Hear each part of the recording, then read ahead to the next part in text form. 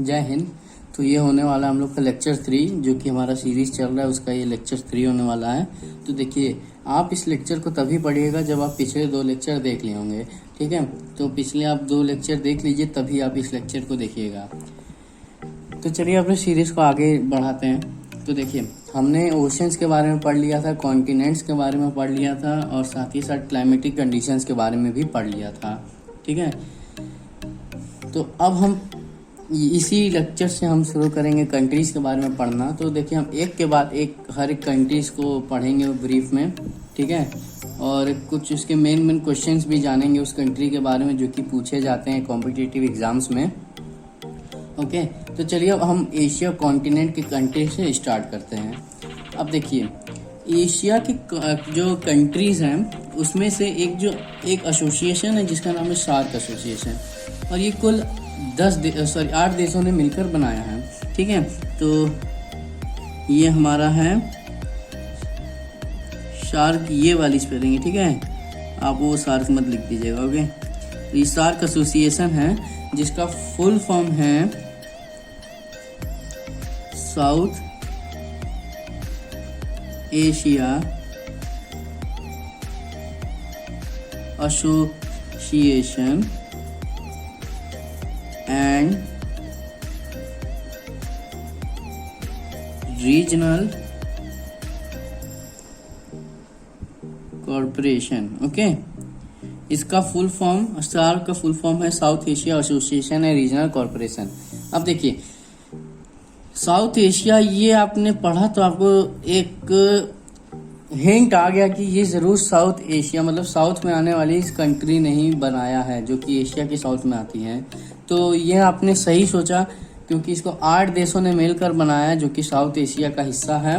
और देखिए, इस सार्क जो एसोसिएशन ये इसलिए बनाया गया है कि जब 8 देश आपस में मिलजुल कर रहेंगे और हर परेशानी में एक दूसरे का मतलब मदद करेंगे, ओके, एक दूसरे की मदद करेंगे, इसीलिए इस सार्क एसोसिएशन को बनाया गया था।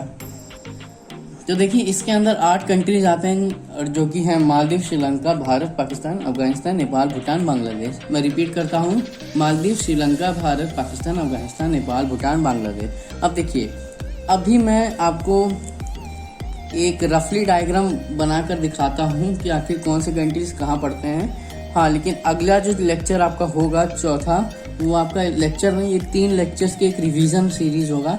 तो उस वीडियो में मैं आपको एटलस के द्वारा हर एक चीज़ जो चीज़ मैंने अब तक बताई है वो आपको मैं एटलस पे दिखाऊंगा, कि आपको एक और अच्छे से समझ में आ जाए, एक बार और अच्छे से, और आपको क्लियरिफाई हो जाए कि आखिर कौन सी चीज़ एक्यूरेटली कहाँ पे है, ओके। तो चलिए मैं आपको रफली डायग्राम बना के दिखाता हूँ। तो देखिए, ये हम लोग का मैप है सार्क एसोसिएशन के अंदर आने वाली कंट्रीज का, ठीक है। तो देखिए, ये रहा मालदीव, ये रहा श्रीलंका, ये रहा भारत, ये रहा पाकिस्तान, ये रहा अफगानिस्तान, ये रहा नेपाल, ये रहा भूटान, और ये रहा बांग्लादेश। तो ये 8 कंट्रीज मिल के सार्क एसोसिएशन को फॉर्म करती हैं, ओके। और मैंने आपको बताया है कि आखिर सार्क एसोसिएशन को क्यों बनाया गया था, ठीक है। तो अब एक के बाद एक हम इस कंट्रीज को पढ़ते जाएंगे, ठीक है। तो मालदीव को मैं ब्रीफ में ही बता देता हूँ, क्योंकि मालदीव में कुछ उतना है नहीं। तो देखिए, मालदीव के अंदर वो कंट्री मतलब मालदीव एक ऐसी कंट्री है जिसकी जो जीडीपी है वो फुली एक तरह से देखे जाए तो टूरिज्म में, टूरिज्म के वजह से ही उसकी जो जीडीपी वो संभलती है, ओके। क्योंकि वहाँ पे टूरिज्म के लिए बहुत से लोग आते जाते रहते हैं, और इंडिया से भी बहुत लोग जाते हैं वहाँ एज अ विजिट करने के लिए, क्योंकि वो जो ये मालदीव से छोटे छोटे आइलैंड्स में बटा हुआ है, तो इसलिए यहाँ का जो पानी है वो काफ़ी साफ रहता है, जैसा कि आप अभी फोटो में यहाँ देख पा रहे होंगे। तो ये यहाँ के बीचेस होते हैं, और यहाँ पे मतलब काफ़ी अच्छा लगता है मतलब रहना, इसलिए लोगों को यहाँ अच्छा लगता है रहना, इसलिए ये ज़्यादातर मालदीव टूरिज़्म के लिए ही जाना जाता है, ठीक है। मालदीव की कैपिटल है माले, ओके। तो देखिए, अगर आप एक चीज़ और नोटिस किए होंगे इस सार्क एसोसिएशन के अंदर आने वाली इस कंट्री, तो ये देखेंगे कि आप 8 की ये भारत से नज़दीक हैं, या तो उसके साथ अपना बॉर्डर शेयर करते हैं, ठीक है। जैसा कि आप अब देखिए, ये यहाँ पे मैंने थोड़ी गलती की है, यहाँ पे हल्का सा पार्ट यहाँ अफगानिस्तान का आता है, क्योंकि अफगानिस्तान भी टच करता है थोड़ा सा भारत को। पाकिस्तान करता है, ये नेपाल करता है, ये भूटान करता है, ये बांग्लादेश करता है, श्रीलंका बाय वाटर टच करती है बाउंड्री हमारी, ठीक है। मालदीव थोड़ा दूर पड़ता है, लेकिन उसको भी हम अगर देखें तो लगभग भारत से करीब रहता है ये मालदीव, मतलब है मालदीव, ठीक है। तो देखिए मालदीव के बारे में आपको मैंने बता दिया। अब हम पढ़ेंगे श्रीलंका के बारे में, ठीक है। तो देखिए श्रीलंका के बारे में अब हम चलते हैं पढ़ने के लिए। देखिए श्रीलंका को जानने से पहले आपको एक और कहानी जाननी ज़रूरी है, क्योंकि श्रीलंका का एक कहानी है जो कि उस कहानी के वजह से ही श्रीलंका को मेनली जाना गया था, ठीक है। तो देखिए जब हम लोग का सेकेंड वर्ल्ड वॉर जब ख़त्म हुआ था, तभी एक और वर्ल्ड वॉर नहीं कह सकते हैं, एक वॉर हुआ था जो कि दो कंट्रीज़ के बीच में हुआ था, वो भी जस्ट सेकेंड वर्ल्ड वॉर ख़त्म होने के बाद, ठीक है। और उस वॉर को हम कहते हैं कोल्ड वॉर या फिर शीत युद्ध, ठीक है। तो देखिए मैं यहाँ लिख देता हूँ एक एरो बना के, आप इसको नोट भी कर सकते हैं चाहे तो, कि after the end of second world war एक और युद्ध हुआ था, और जो कि अभी तक शायद चल ही रहा है, ओके। वो है आपका कोल्ड वॉर। और ये हुआ था, आप जानते हैं किसके किसके बीच? ये आपका हुआ था अमेरिका और रशिया के बीच में, ठीक है। और इस युद्ध की वजह से आज बहुत सी कंट्रीज बर्बाद हो चुकी हैं, क्योंकि जो कंट्री रशिया के फेवर में आ रही थी उसको अमेरिका मतलब धो दे रहा था उस कंट्री को, और जो कंट्री अमेरिका के फेवर में जा रही थी वो कंट्री को रशिया धो दे रहा था। ऐसा क्यों हो रहा था? तो अमेरिका और रशिया के बीच में कंपटीशन चल रहा था कि आखिर कौन सी कंट्री नंबर 1 पे आती है, ठीक है। लेकिन इंडिया ने कहा कि ना ही हम अमेरिका के साइड हैं और ना ही हम रशिया के साइड हैं, हम दूसरी साइड हैं, मतलब हम अपना खुद का ही एक मतलब साइड लिए हैं, और इंडिया अपना एक खुद का रास्ता चुनी। वो ना ही अमेरिका के साथ गई और ना ही वो रशिया के साथ गई। तो देखिए ये चालाकी होती है, तभी आज इंडिया अभी तक सुरक्षित है।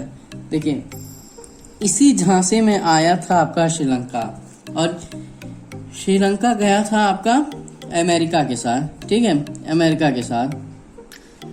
वो कैसे, तो आइए जानते हैं।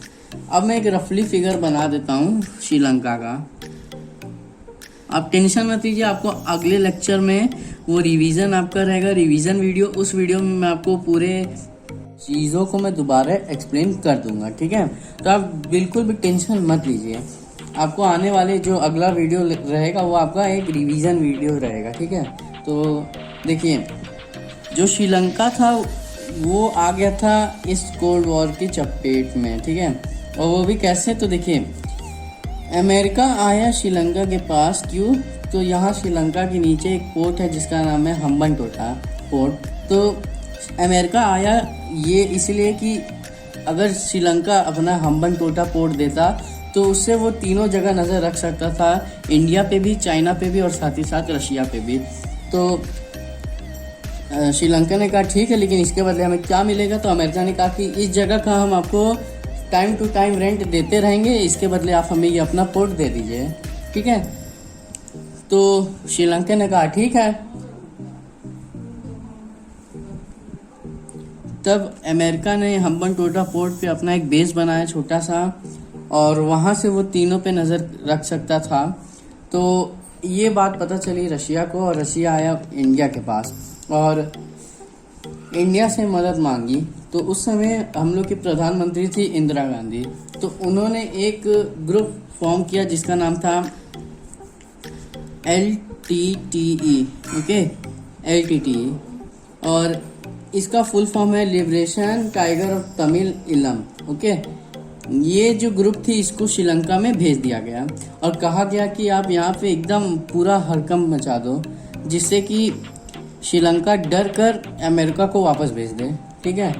तो ऐसा ही कुछ काम किया LTTE ने, वहाँ पे खूब हड़कंप मचाया।